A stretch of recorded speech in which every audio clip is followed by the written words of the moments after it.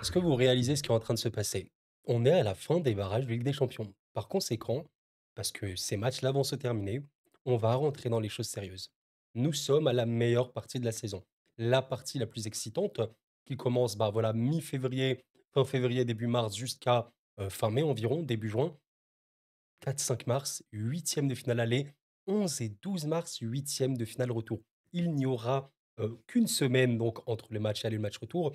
Très très très très peu de temps entre le tirage au sort des huitièmes qui aura lieu le 21 février, ok, et les premiers matchs qui aura lieu le 4 mars. Littéralement, ben, si je calcule bien, ouais, 2 semaines, je te dirais, même moins.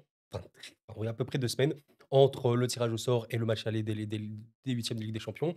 En tout cas, j'espère vraiment que vous allez bien. On va, parler très tranquillement, très rapidement de certains de ces matchs-là. Encore une fois, les clubs français, PSG Brest évidemment. On va parler rapidement de ce Benfica Monaco important et le match aussi qui intéresse beaucoup. Est-ce que City va réaliser, l'exploit? Maintenant, je pense qu'on peut le dire parce qu'il faudra gagner et plus qu'un but d'écart en tout cas, pour réussir à se qualifier avant les tirs au but contre le Real Madrid au Bernabéu. Enfin, vous vous rendez compte à quel point c'est chaud. Et en tout cas, voilà, je le rappelle quand même pour ceux que ça intéresse, on aura donc ce tirage au sort le 21 février à midi. On connaîtra le reste du tableau. Pour l'instant, on associe le Stade Brestois et le PSG qui sont dans la même partie de tableau que Liverpool ou le Barça. Donc, vous vous rendez compte un peu de la situation. Sporting Dortmund, si je vous laisse regarder. On a du côté de Monaco bah, également, s'ils arrivent à se qualifier Barcelone ou Liverpool. Le Real Madrid, s'il passe au final face à City, ce sera ouais, l'Atlético Madrid ou Leverkusen à du très, très, très gros, très haut niveau. On aura, tout ceci vendredi encore une fois, ce 21 février. On aura également les parties tableau, partie gauche, partie droite. Ben voilà, effectivement, si vous avez le Barça, par exemple, partie gauche avec, le PSG, bah, Liverpool sera partie droite avec, Monaco, par exemple, ou Benfica. Donc ce sera très intéressant. Bref, je vous propose de, tranquillement vous installer. Excellente vidéo à vous et on va commencer. Vous avez le sommaire en bas enfin, en description, et cetera. On va commencer par ce PSG Brest, forcément, assez spécial. Bah, assez spécial pour plusieurs raisons. C'est, probablement et je salue, toute la communauté brestoise de la chaîne, je salue même les nouveaux, hein, potentiellement, de la chaîne tout simplement. C'est probablement le dernier match de Brest, en Ligue des Champions, pour cette saison et j'ai pas envie de dire ceci, j'ai pas envie de le dire, mais peut-être est-ce le dernier match de Brest en Ligue des Champions? Je vais pas dire de l'histoire, parce que l'histoire, on ne sait pas quand ça terminera et voilà, juste pour ça, j'ai envie de féliciter, d'applaudir et de donner énormément de respect à cette équipe, comme je pense que voilà, ce que tout le monde devrait faire. Le respect, c'est la base. Respectons Brest et voilà, j'espère pour les Brestois qu'ils sortiront parce que oui, bien évidemment les gars, je vais pas, faire dans le suspense. Je vois évidemment le PSG se qualifier. Peut-être avec un score large, je sais pas. Pour moi, il y a pas trop de suspense ni de débat, et je le dis avec énormément de respect. Mais oui, ce match-là, le 19 février 2025 pardon, est, je pense, une date importante pour Brest parce que c'est le dernier match de Brest en Ligue des Champions. Avant, on ne sait pas. Avant, on ne sait pas et voilà, je vous invite à me faire vos retours. Imaginez-vous Brest se requalifier en Ligue des Champions, ça paraît fou, ça paraît assez choquant, hein. C'est vraiment une saison unique, ce qu'ils ont vécu la saison précédente. Par contre, imaginez Brest, ouais, se qualifier en Europe. Allez, on peut y croire de manière assez douce. Bon, actuellement, en tout cas sur cette saison, Brest est 9e avec 32 points. On voit quand même que les places, de qualification pour la Conference League, bon, c'est 4 points, hein, 4 points, de Lyon et pourquoi pas? Et pourquoi pas une petite histoire, pour les Brestois en Europe, encore une fois. En tout cas, c'est évidemment le plus grand Brest de l'histoire, sûrement. Malheureusement pour eux, c'est un PSG, qui est très, très, très, très fort. Voilà, on a eu un PSG contre Toulouse vraiment dans la gestion, dans le contrôle, avec un calendrier forcément très lourd, heu, du turnover. Je crois qu'il y avait 6 titulaires environ remplaçants sur ce match-là. Match quand même remporté après, pas mal d'occasions, hein. Barcola qui aura, fait, pas mal de ouais, pas mal de ratés. 3 grosses occasions ratées par Barcola. Donc voilà, vous avez quand même, un TFC qui était, vraiment en mode défense.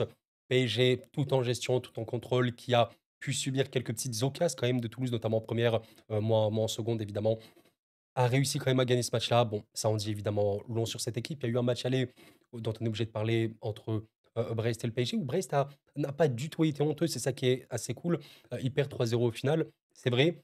J'ai trouvé un PSG, encore une fois, bien dans la gestion, mais qui a eu énormément, énormément d'occasions. Au final, ils mettent 3 buts.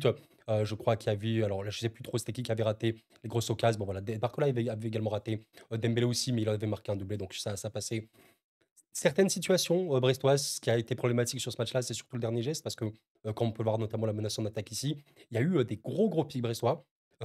Oui, Brest a eu une vraie présence dans la surface parisienne, mais il manquait cet avant-dernier geste, ce dernier geste, ce tir, ce but, au final pas assez tranchant dans tous les sens du terme, de tir cadré pour les Brestois. Ouais, pas de grosse occasion en tant que telle. Dommage, mais c'est une très belle équipe, hein, il y a pas de problème là-dessus, c'est une très belle équipe, qui peut poser problème au PSG, encore une fois, sur une séquence, d'un match. Un match de football, ça dure 90 minutes. Un match de football en Ligue des Champions, potentiellement, ça va au tir au but, donc en prolongation, donc ça fait potentiellement 120 minutes sur un terrain. Évidemment qu'il y a des temps forts et des temps faibles. Est-ce que Brest peut avoir des temps forts face au PSG au Parc des Princes?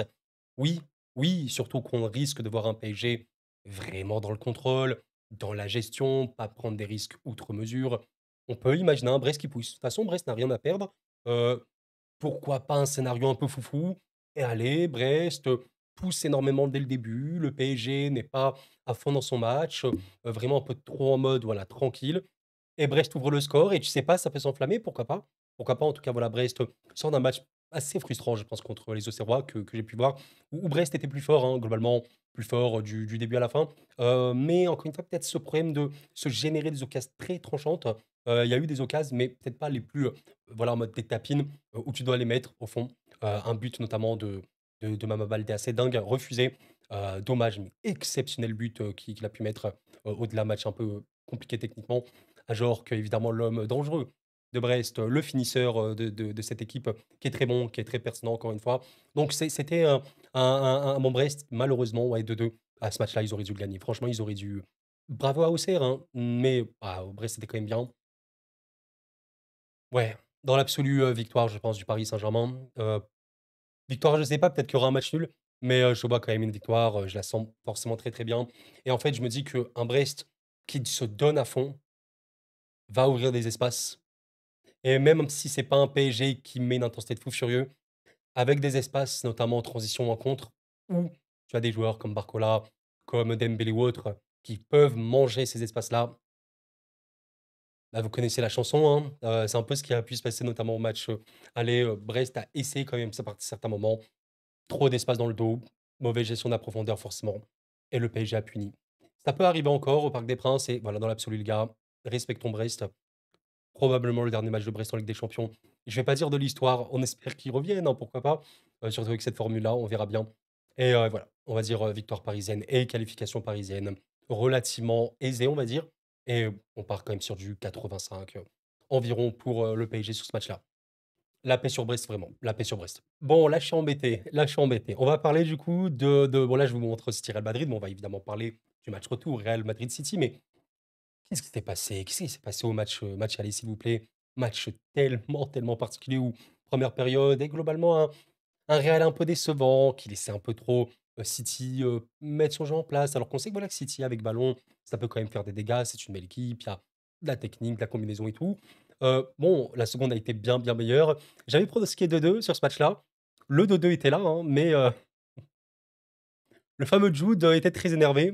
Match assez fou, hein, de Jude, notamment en seconde. Excellent. But très bon et ouais, Vinicius était aussi un petit peu énervé avec, pas mal de déchets, je te dirais, en première, mais à la fin du match, Vinicius a été à peu près dans tout, hein, je pense, dans toutes les bonnes actions. Au niveau des XG, bon, il est vraiment pas le plus haut, mais je suis quasi sûr qu'au niveau des occasions créées, c'est le premier, même devant De Bruyne pour vous dire et Rodrigo qui aura été plutôt pertinent. Donc c'est cool malgré du déchet, certains la passent. Bravo, au Real qui a réussi à gagner et forcément ça va être extrêmement compliqué pour Manchester City, mais il s'est passé une petite dinguerie. Est-ce que vous l'avez vu cette dinguerie, mesdames, messieurs?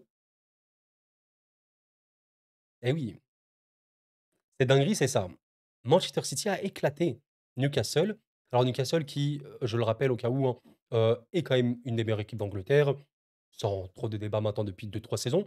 En tout cas depuis 2 saisons, qui est vraiment une équipe qui peut jouer le haut de tableau de PL. Regardez comment c'est serré, qui a pris une vraie claque et il y a eu un match extrêmement compliqué pour Newcastle. Ouais, globalement, même un entrejeu peut connaître très bon entre Tonali, Guimarães, je crois, bah, qui fut assez mauvais. Une vraie pression mise, par, Manchester City et un malade nommé Marmoush, il plaît, de l'Égyptien. Heu, L'autre Égyptien maintenant phare, vedette du football mondial avec, Salah forcément. Il est également en Première Ligue. Alors qu'est-ce qui va se passer? Est-ce que City est capable de le faire? Je suis très curieux de voir votre avis. Est-ce que City est capable de venir au Bernabéu, de remporter ce match-là? Pas 1-0, mais par 2 buts d'écart et de se qualifier? J'y crois quand même assez peu, parce que c'est un Real qui a trop de qualité pour mettre à mal ce Manchester City-là.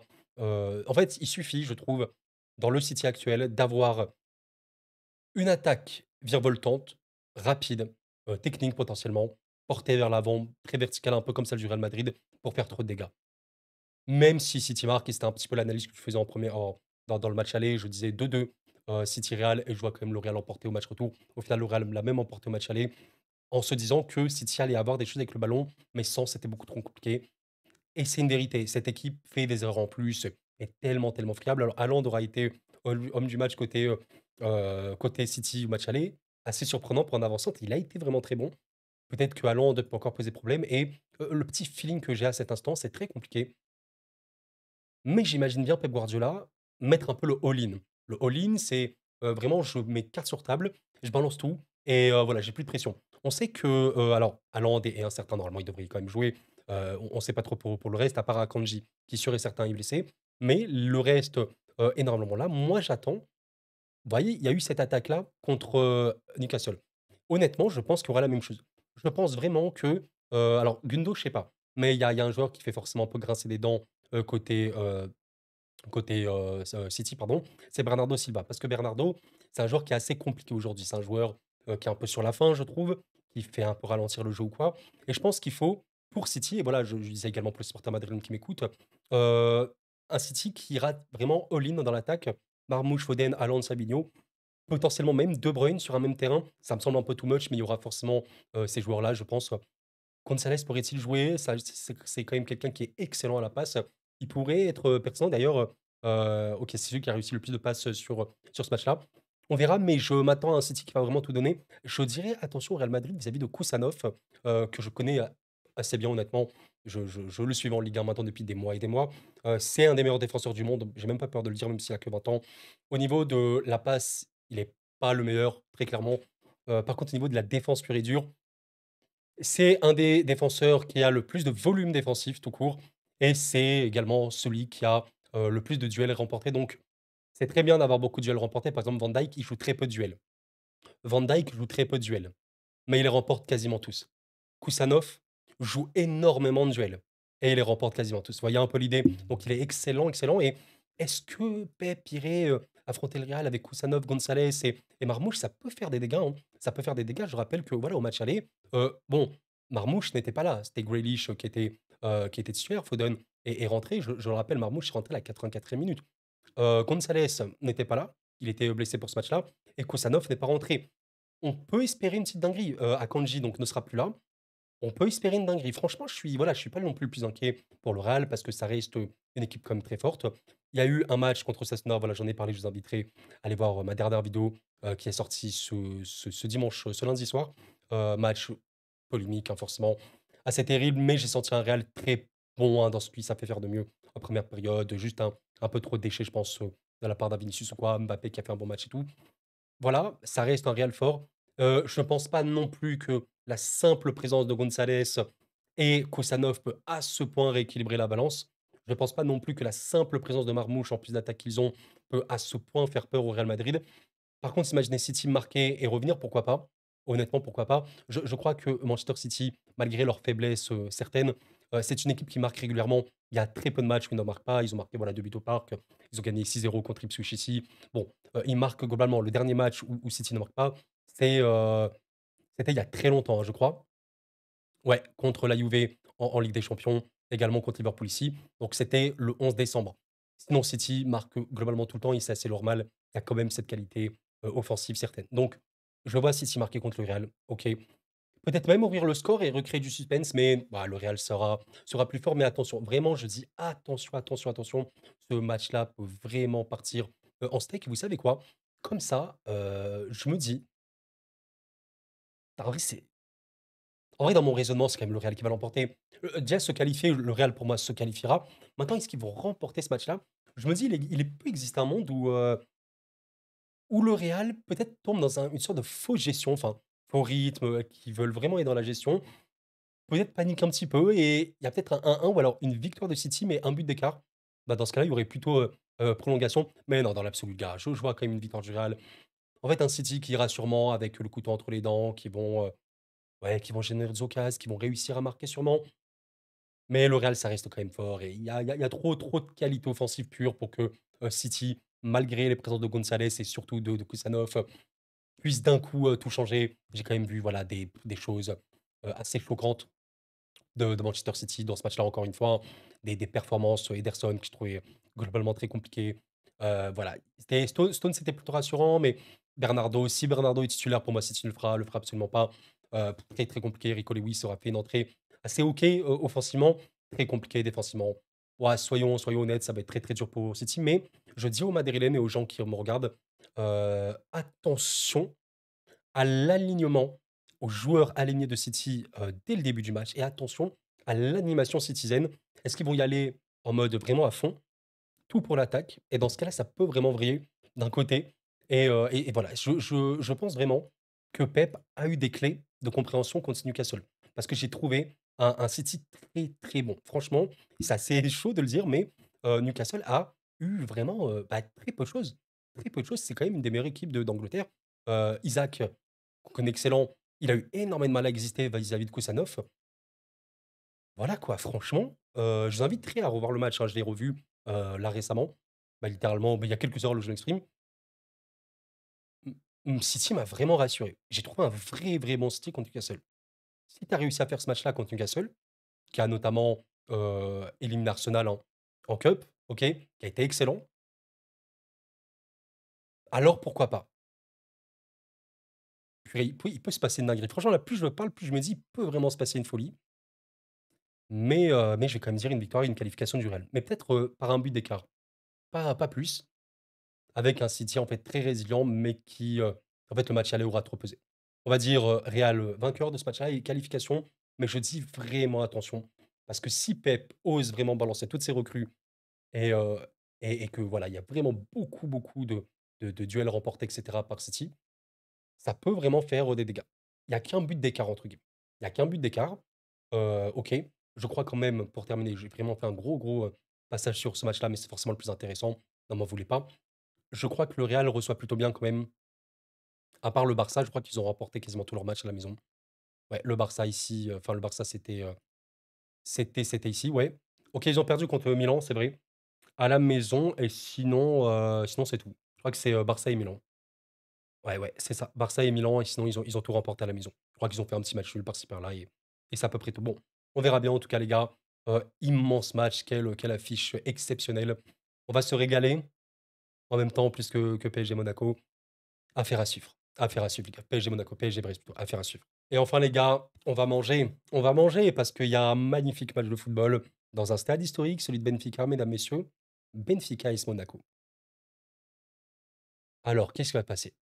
En tout cas, vous avez les compos probables ici. Je sais même pas, si ça sera vraiment ça. Je pense pas qu'il y aura trop de différence non plus vis-à-vis du match aller, à part évidemment que notre cher, ouais, Al Musrati sera pas là. Bon, j'en ai parlé, la semaine dernière, mais le rouge qu'il a pris, moi je comprends plus l'arbitrage les gars. D'ailleurs, voilà, au Monaco, on se souvient du match abominable le 2-3 là qu'il y a eu il y a quelques semaines contre Benfica justement.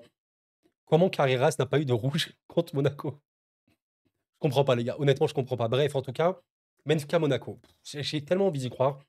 J'ai envie d'y croire. Je me dis que ce Monaco-là reste une équipe qui peut avoir de la créativité, reste une équipe qui peut avoir de la percussion, du dribble, de la génération d'occasions, il y a pas de problème. Mais il manquait de finition et je dis bien il manquait de finition. Parce qu'actuellement, il y a un homme qui a de la finition dans cette équipe et cet homme, c'est Mika Bierret. 7 buts, mesdames, messieurs, pour Bierret depuis son arrivée, triplé contre Auxerre, match contre le PSG où il a pas été honteux du tout, triplé contre Nantes, OK. Monaco a explosé Nantes, mais complètement. Alors le match, pour moi, n'avait quasiment plus d'intérêt. À partir du rouge de Koza et surtout le nombre de déferlantes de buts qu'il y a eu, à partir environ de la mi-temps, bon, c'était un massacre. C'était vraiment, vraiment un massacre. Il y a eu combien, quoi? Ouais, 6 buts en une période. C'est Biarritz qui met un triplé, Monaco qui montre, voilà, forcément que dès que ça domine, dès que ça génère des occasions, ça peut le faire. Un match, contre Benfica qui fut, allez, en fait, le gros problème de ce match-là, si tu veux, c'est que la première période était pas bon. La première période n'était pas bonne, mais d'un point de vue global. Même pas qu'un problème de Monaco. Même Benfica, bon, c'était assez moche, regardez même le momentum du match, c'est assez rare, mais regardez, jusqu'à la mi-temps, il y a quasiment rien. Il y a quasiment rien. Il y a un momentum très équilibré, il y a même pas de danger, ni de présence de la surface adverse dans la zone du gardien adverse. Quand même un peu problématique. Bon, au final, but, ouverture du score de Pavlidis. Problème de profondeur assez évidente à Monaco, hein. Je crois que sur le but de Pavlidis, il y a un petit problème au niveau de Salisu, et Maliki, qui sont pas au mieux, qui ont un peu de problème, avec la profondeur. Mais j'ai trouvé une petite réaction, monégasque. Il y avait une petite réaction, d'ailleurs, on peut le voir ici. Tu un petit pic, OK, monégasque qui est cool, et tu un rouge ici et le match, il se termine, donc c'est fou. Ouais, qu'est-ce que je peux vous dire sur ce match-là? Benfica, c'est resté sur une très, très bonne série. Ils ont gagné pas mal de fois. Le dernier match à la maison qu'ils ont eu, c'est contre le Barça, un match, bon, de science-fiction, hein. Ce match-là n'a absolument aucun sens. Je vous inviterai à le revoir, mais le 4-5, il reflète pas, en fait, ce que devrait être un match de football normal. Sinon, en Ligue des Champions, je crois qu'ils ont un petit peu perdu. Ils ont perdu ici contre Braga, en tout cas en Liga Portugal. En Ligue des Champions, ils ont perdu quelques points à domicile, mais pas non plus des matchs, je te dirais. 0-0 contre Bologne, OK.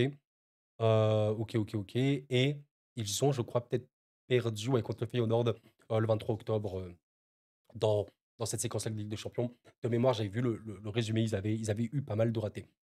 Moi, en fait, je crois en la capacité de Monaco à réussir, faire un bon match de football, surtout que là, ils ont rien à perdre, entre guillemets. Tu as perdu 1-0 au match aller, tu as vécu une situation compliquée vis-à-vis de l'arbitrage, clair. Mais là, tu dois te qualifier. Tu dois te qualifier. Alors, la suite pour Monaco, potentiellement, ce serait Barcelone ou Liverpool. Donc, forcément, c'est énorme, hein. Mais pourquoi pas, encore une fois, c'est du football. 1-0, c'est pas la mort non plus, OK. Si tu remportes le match par un but d'écart, il y a des prolongations. Donc, potentiellement, j'aimerais pas forcément voir Monaco tirer au but, ça peut être un peu compliqué. Mais, ouais, disons que, voilà, si on regarde l'histoire un peu récente de ces clubs-là, il y a pas de victoire, hein, pour Monaco. Évidemment, ce n'est pas du tout les mêmes équipes, ni rien, mais ça peut jouer dans les têtes. Je me dis que Monaco, s'ils ont cette mentalité de ne rien avoir à perdre et qu'ils jouent vraiment le match, pas comme la première période, notamment au match aller où ils étaient trop dans le contrôle, trop dans la gestion, pas de prise de risque. Si Monaco prend du risque, ils auront des occasions. S'ils ont des occasions et qu'ils les mettent, ça peut vraiment le faire. Là, je vous raconte un truc, qui coule de source évidemment, mais il y a cette qualité. Je suis désolé, mais quand vous voyez cette équipe-là, quand vous voyez, voilà, potentiellement Akiliouche, Ben Seguir, Embolo, Pierrette, qui je trouve ils ont une bonne connexion, entre autres, un banc qui il y a des blessures, certes, hein, il y a vraiment des blessures, c'est vrai, ça peut le faire. Maintenant, bon, tu as notamment perdu Zakaria, c'est très, très, très gênant par rapport à la suspension. Tu perds Vanderson, c'est également vraiment gênant. À quel point Monaco peut le faire avec ces absences-là, surtout Zakaria qui est très, très, très majeur. Ouais, je suis un peu pessimiste quand même. En fait, je suis un peu pessimiste, je me dis que le nul peut être OK, voilà, un match peut-être dans le contrôle de Monaco, qui voit, de Benfica, qui voit que Monaco arrive pas forcément à réussir, et tu vois, un genre de but de match 1-1, ça peut arriver. J'y crois, j'y crois honnêtement pour Monaco, j'y crois. J'ai pas été assez rassuré malgré le match contre Nantes, hein, qui fut énorme, mais il y avait le rouge de Nantes aussi qui a joué. Nantes est plus faible que Benfica, bien sûr. Vanderson, Zakaria en moins, c'est très, très gênant. Al-Mousrati aussi, forcément, même s'il vient d'arriver. J'espère voir un Monaco qui va se donner à fond. Pourquoi pas ouvrir le score, mais Benfica reviendra probablement, et ouais, un match qui pourrait après un peu se fermer. À quel point Monaco peut aussi avoir le mental de revenir. Il y a eu des matchs contre des gros clubs, Monaco, cette saison, et ouais, généralement, c'était un peu compliqué. On va espérer, honnêtement, les gars, on va espérer. Je suis de tout cœur avec vous, en tout cas les Monégasques. Montrez que vous pouvez, avoir aussi un peu d'orgueil, un peu de, enfin d'orgueil, c'est peut-être pas le terme, mais être revanchard, cet esprit de se dire: «On peut le faire, on peut se qualifier à l'extérieur». Il y a déjà eu des qualifications à l'extérieur, et surtout après des 1-0 à la maison. Je vais quand même dire un match nul, une qualification de Benfica. Ouais, on verra bien. Eh bien, écoutez, c'est la fin de cette vidéo, mes chers amis. J'espère vraiment que vous l'avez appréciée. Pensez au like avant de partir, ça m'aide énormément. Merci du fond du cœur, et voilà. la fin de cette phase de barrage. Je sais pas trop s'ils vont la garder, ces barrages-là, je pense quand même, hein, ça aide, forcément beaucoup de clubs, notamment, voilà, on a vu, Bruges réussir un truc de fou contre l'Atalanta, on verra bien s'ils vont se qualifier. En tout cas, bah, n'hésitez pas à me dire quelles affiches de 8e vous voyez potentiellement, on en reparlera de toute façon. Vendredi, on a le tirage au sort et voilà. Merci d'avoir suivi la vidéo les amis, c'était cool, prenez soin de vous et la paix sur vous.